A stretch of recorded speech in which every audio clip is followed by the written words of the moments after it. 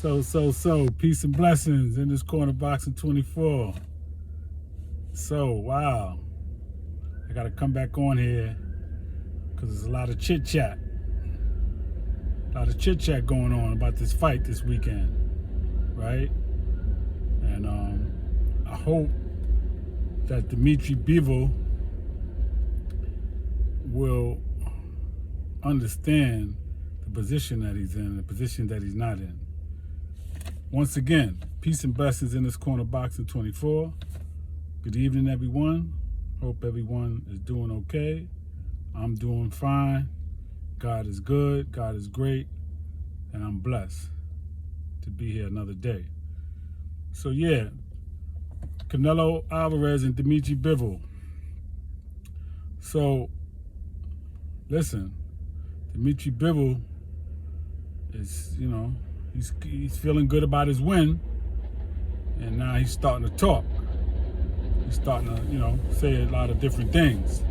So I read an article earlier where he's talking about he don't mind the rematch. They got a rematch clause, regardless. They have a rematch clause. Okay? So I don't know what he means when he says that if he has a rematch, it has to be better for him. They have to recognize who he is and basically have to give him what he wants because there was a rematch clause. Now, I also heard that he's willing to, I don't know if it's just chit chat or this is what he said, but I'm hearing his reports that he's saying he'll fight Canelo in a rematch at 168. I don't think that's a good move on his part because Canelo's comfortable, very comfortable at 168, but that's on him. All right. At the end of the day, Canelo didn't get knocked out. He didn't get stopped. He didn't get beat up bad. Okay, he didn't get beat up, blasted out. He got beat, but let's not act like he got tore up. Okay, let's not act like he got manhandled. Let's not act like he got wrecked. Like, he was still in the fight. He was still there, and I don't think he was hurt. He did take some punches, but some of them punches that was counted was Canelo was blocking with his elbows and with his gloves. So anyway, Dimitry Bivol is saying that if he's going to do the rematch, then he needs to get what he deserves. And I'm just trying to figure out what does he mean by that. So the question is this to Bivol and to the fans out here that may like Bivol and don't like Canelo. Just be honest with yourself. Canelo is a pay-per-view star. He's the #1 pound-for-pound fighter. Whether you want to go back and forth with him and Terence Crawford, 1 and 2, either position, but he's definitely 1 or 2, right? #1 pound-for-pound fighter in the world. Dimitry Bivol couldn't fight anybody else at 175 and make not only the money that he made, but also be on pay-per-view. Okay? Nobody else. Definitely not in 2022. All right? He wasn't going to fight anybody else and make no good numbers and make no pay-per-view. You needed Canelo to be on the stage like that. So I'm trying to figure out what do you really deserve? So he has to ask himself that and be honest with himself. Now, if he beats Canelo in a rematch, then I would say, yes. His fight's going forward, you got to pay him more money. You got to give him more respect, absolutely. But remember, Canelo came up to 175, man, okay? Canelo started at 147. It was a challenge, and he didn't win. He got nothing to hang his head down about. He got nothing to feel bad about. All you Mexican haters or Mexican Canelo haters, man, cut it out, man. Yeah, I'm a black man defending a Mexican fighter because he's still great. He got 2 losses in 61 fights. He got the best record in boxing. Even besides the people who are undefeated, if you look at anybody in boxing right now that's undefeated, look at their record. Nobody ain't got no 50, 60 wins that's undefeated. okay, that's currently fighting right now, who has 50 wins that's undefeated? Who has 60 wins that's undefeated?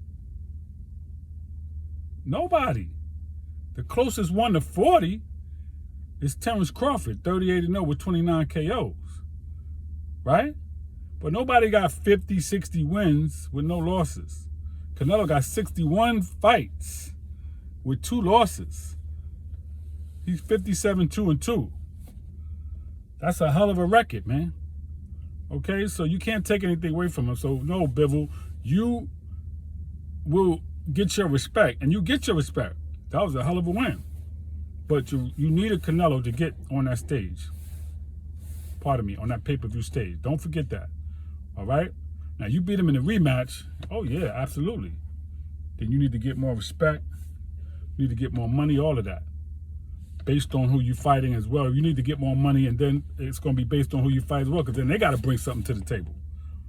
You ain't going to fight nobody really in 175. It's going to bring the numbers and the status that Canelo brought to you fighting him on Saturday, May 7th. So I'm just saying, y'all got to really understand that. All right? This is how boxing goes. Okay? So a lot of chit-chat going on. A lot of people coming out the woodworks.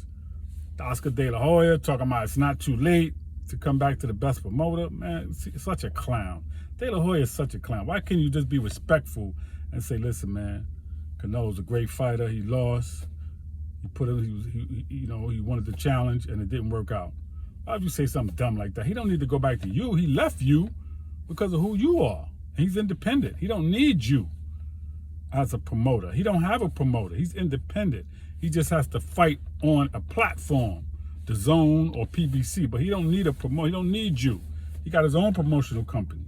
Canelo's doing great. He got his own energy drink now. I saw on the stage at the post-fight press conference, his own energy drink like Gatorade, like Gatorade and Powerade. He's doing his thing. So he don't need you, De La Hoya, and some of you other clowns. He just needs a platform to fight on. Okay? And Terrence Crawford could do the same thing. And all these other fighters could do the same thing. So listen, man, I'm just here. I'm not nobody's attorney, defense lawyer, but I am a boxing analyst. I know a little bit about boxing, and I'm just saying Canelo is still a great fighter. He's still gonna get paid. He's still gonna get money. And at 168, he'll crush anybody. Okay? He ain't doing no catch weight because he's at 168. You come to 168, he'll crush you.